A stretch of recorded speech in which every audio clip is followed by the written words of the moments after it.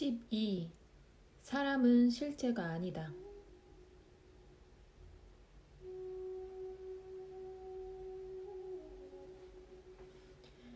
당신께서 어떻게 깨달으셨는지 부디 말씀해 주십시오.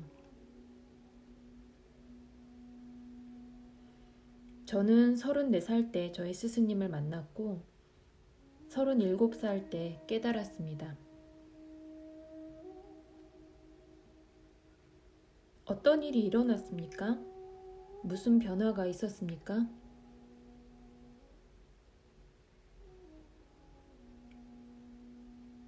쾌락과 고통이 저에 대한 지배를 상실했지요. 저는 욕망과 두려움에서 벗어났습니다. 저 자신이 충만되어 있고 아무것도 필요로 하지 않는다는 것을 발견했습니다. 저는 순수한 자각의 대양에서 보편적 의식의 표면 위에서 현상 세계들의 무수한 파도가 시작도 없이 끝도 없이 일어나고 가라앉는 것을 보았습니다. 의식으로서 그것들은 모두 저입니다. 사건들로서 그것들은 모두 저의 것입니다. 그것들을 돌보는 하나의 불가사의한 힘이 있습니다. 그 힘이 바로 자각이고 진화이며 생명이고 신인데 그것을 뭐라고 불러도 좋습니다. 그것은 존재하는 모든 것의 토대이자 궁극적인 지지물입니다. 마치 금이 모든 금 장신구의 기초이듯이 말입니다. 그리고 그것은 너무나 친근하게 우리의 것이지요. 장신구에서 이름과 형상을 제거하고 나면 금이 분명하게 드러납니다. 이름과 현상에서 벗어나고 그것들이 만들어내는 욕망과 공포에서 벗어나십시오. 그러면 무엇이 남습니까?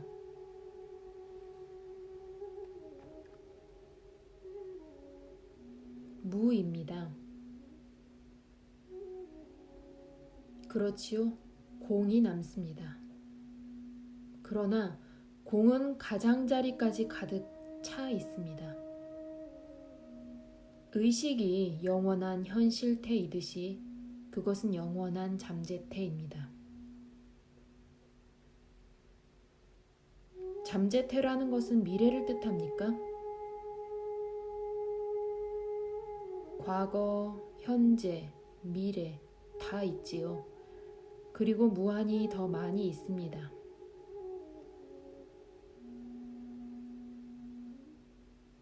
그러나 공은 빈 것이니까 그것은 우리에게 거의 소용이 없습니다.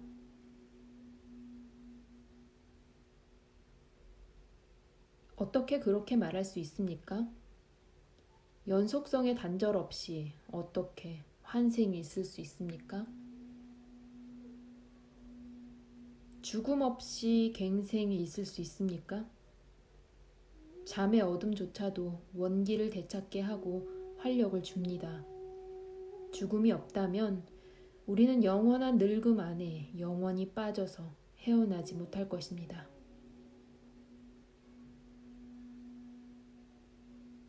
늙어 죽지 않는 불멸성 같은 것은 없습니까?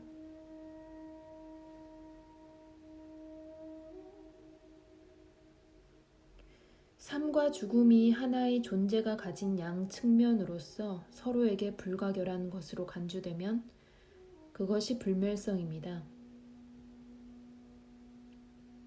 시작 안에서 끝을 보고 끝 안에서 시작을 보는 것은 영원성을 암시합니다.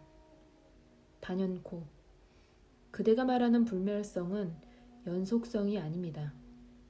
변화의 과정만이 연속됩니다. 어떤 것도 지속되지 않습니다.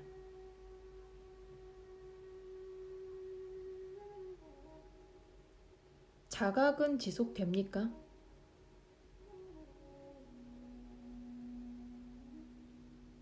자각은 시간에 속하지 않습니다. 시간은 의식 안에서만 존재합니다. 의식을 넘어서 시간과 공간이 어디 있습니까?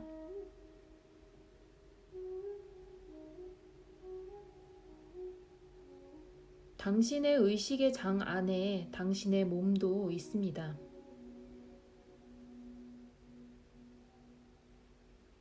물론입니다. 그러나 다른 몸들과 다른 내 몸이라는 관념은 없습니다. 저에게는 그것이 내 몸이 아니라 한 몸이며 내 마음이 아니라 한 마음입니다. 마음이 몸을 잘 돌보고 있으니 저는 간섭할 필요가 없습니다. 이 몸이 해야 할 일들은 정상적으로 자연스럽게 이루어지고 있습니다. 그대는 자신의 생리적인 기능들을 그다지 의식하지 못할지 모르지만 생각과 감정, 욕망과 공포의 문제에 이르면 예리하게 자의식적으로 됩니다. 저에게는 그런 것들도 대체로 의식되지 않습니다. 저는 사람들에게 이야기를 하거나 일을 할 때 상당히 정확하게 그리고 적절하게 하고 있다는 것을 알지만 그러면서도 그것을 별로 의식하지 못합니다. 그것은 마치 제가 저의 물리적인 생시의 삶을 자동적으로 영위하는 것 같습니다. 자발적으로 그리고 정확하게 반응하면서 말입니다.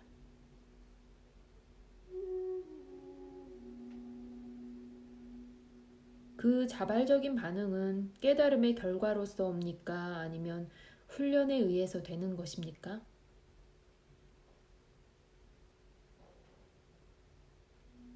둘 다지요. 그대의 목표에 전념하면 그대는 진리에 대한 탐색과 사람들을 돕는 일에 매진하는 깨끗하고 질서 있는 삶을 살 수 있게 됩니다. 그리고 깨달음은 욕망과 공포 그리고 그릇된 관념이라는 형태의 장애물을 영구히 제거함으로써 고귀한 덕을 쉽고도 자발적인 것으로 만들어줍니다.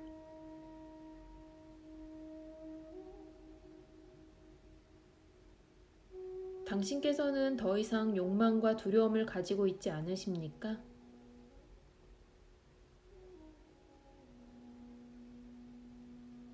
저의 운명은 단순한 사람, 평민, 비천한 상인으로 태어나서 공식적 교육을 거의 받지 못하는 것이었습니다. 저의 삶은 평범한 부류의 것으로 평범한 욕망과 두려움을 가진 것이었습니다. 그러나 제 스승님에 대한 믿음과 당신의 말씀에 대한 복종을 통해 저의 참된 존재를 깨닫게 되자 저의 인간적 성품으로 하여금 그 운명이 소진될 때까지 자기 스스로를 돌보게 남겨두었습니다. 가끔 예전에 감정적이거나 심리적인 반응이 마음 안에서 일어나기도 하지만 즉시 그것을 알아차리고 내버립니다. 어쨌든 우리가 한 사람이라는 짐을 지고 있는 동안은 그 개인적 특성과 습관에 노출됩니다.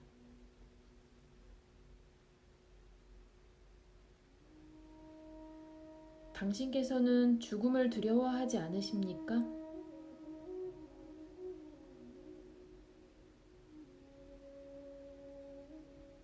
저는 이미 죽어 있습니다.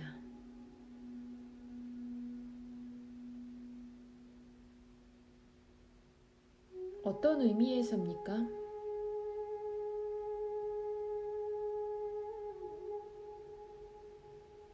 저는 이중으로 죽어 있습니다.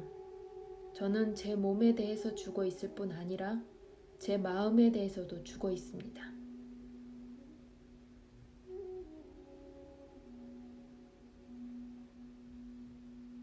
글쎄요, 전혀 죽은 것처럼 보이지 않는데요.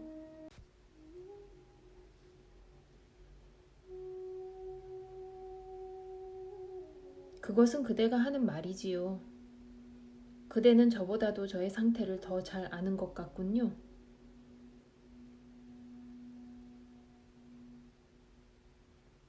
죄송합니다. 그러나 도무지 이해가 되지 않습니다. 당신께서는 당신이 몸도 없고 마음도 없다고 말씀하시지만 저는 당신께서 대단히 활기차시고 언행이 또렷하신 것을 봅니다.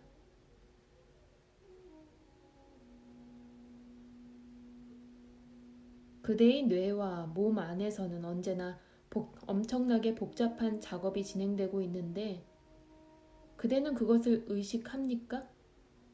전혀 의식 못하지요. 하지만 외부인이 보기에는 모든 것이 명민하고 목적성 있게 진행되는 것처럼 보입니다. 그대의 전체적인 개인적 삶의 대부분은 의식의 경계선 아래로 가라앉지만 그래도 온전한 정신으로 원활하게 진행된다는 것을 왜 인정하지 않습니까?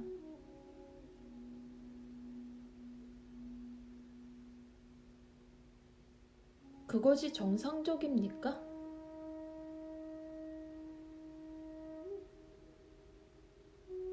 정상적이라는 것은 무엇입니까? 그대의 삶, 욕망과 두려움에 사로잡혀 있고 갈등과 투쟁으로 가득 차 있으며 의미 없고 기쁨도 없는 그 삶이 정상적입니까? 그대의 몸에 대해 예민하게 의식하고 있는 것, 그것이 정상적입니까? 감정에 의해 찢겨지고 생각에 의해 고문당하는 것, 그것이 정상적입니까? 건강한 몸, 건강한 마음은 그 소유자에 의해 거의 인식되지도 않은 채 살아갑니다. 어쩌다 가끔씩 아프고 괴로움을 느낄 때만 그것들은 그 소유자에게 신경을 써주고 깊이 살펴봐 달라고 요청합니다. 왜 전체적인 개인적 삶에 대해서도 그렇게 하지 않습니까? 일어나는 모든 일에 대해서 그대는 그것을 자각의 초점 안으로 끌고 올 필요 없이 잘 반응하고 충분히 반응하면서 올바르게 움직여 나갈 수 있습니다. 자기 제어가 제2의 천성이 되면 자각이 그 초점을 더 깊은 존재와 행위의 수준으로 옮겨갑니다.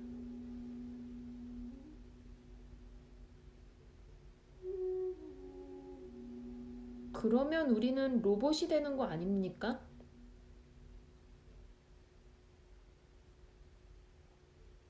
습관적이고 반복적인 것을 자동적이 되게 하는데 무슨 해로움이 있습니까? 어쨌든 그것은 자동적입니다. 그러나 그것이 혼란에 빠지기라도 하면 그것은 아픔과 괴로움을 야기하고 거기에 주의를 기울일 것을 요구합니다.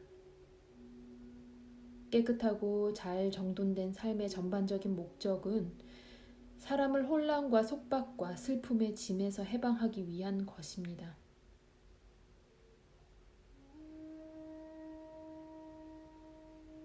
당신께서는 컴퓨터화된 삶을 선호하시는 것 같습니다.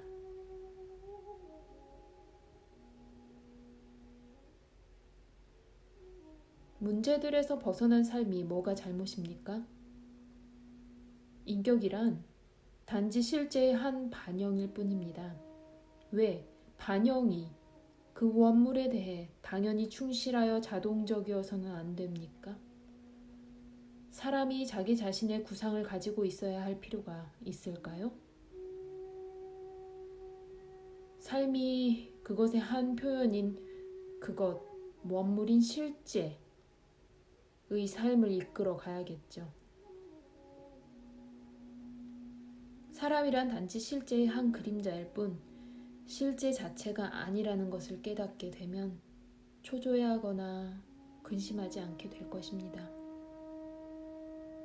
내면이 인도하는 대로 따라가는 데 동의하면 삶은 미지의 실제를 향한 하나의 여행이 됩니다.